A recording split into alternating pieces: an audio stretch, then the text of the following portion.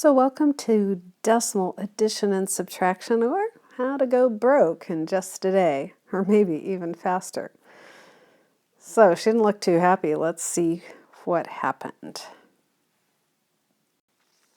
So if that's not your plan, let's see how we can avoid going broke. Rule number 1, know the value of each number. Here's a very long number. If this were money, it would be $1,000,000 and cents. But what if I move that decimal point over just one place, let's say between the 6 and the 5? I've lost $1,000,000 just by doing that. That didn't even take a day, did it? Putting that decimal point controls how much you have. So we've got to make sure you write it big and bold, we can see it, and it's in the right place. So let's look at how to do that. The big idea here is to line up the decimal points. Let's take a few numbers that we can practice with and see how this looks. The first thing that you're going to notice is that there's no decimal point on the second number. So we've got to fix that because there really is. In fact, there's actually more numbers after the decimal point. So let's put them in.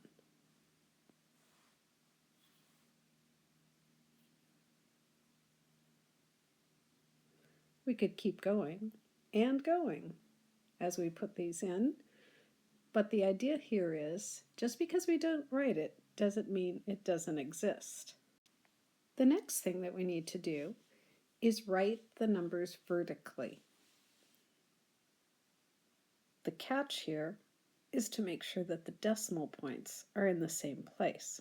So we'll start with our first number, 3890, decimal point 27.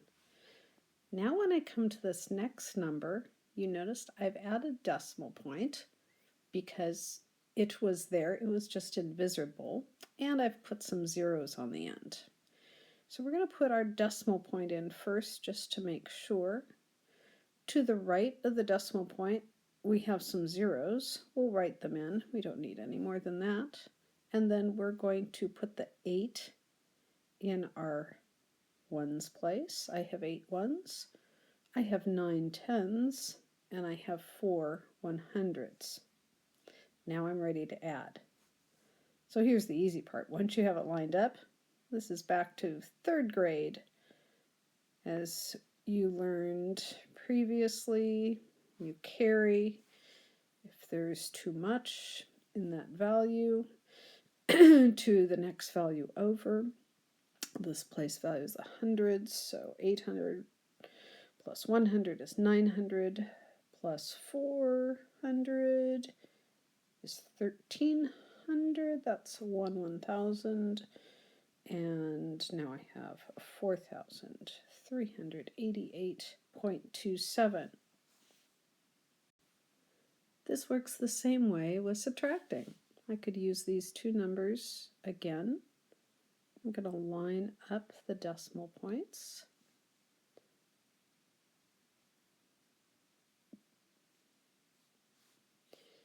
I'm going to subtract as normal.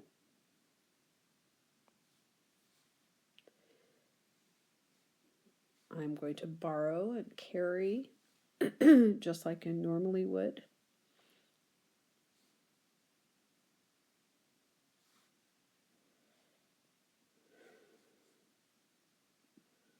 And there you have it. So let's check. Let's use estimation to make sure this makes sense. So if I had around $3,900, this looks like money, and I added about $500 to that, 39 and 5 would be 43, and yes, I have just a little over $4,300. And of course, subtracting, taking around $500 from around $4,000, so that makes sense. I end up with around $3,400. Make sure that you're estimating so that numbers make sense. Now, what if I forgot to line up? Look what happens. This is what you don't want to do.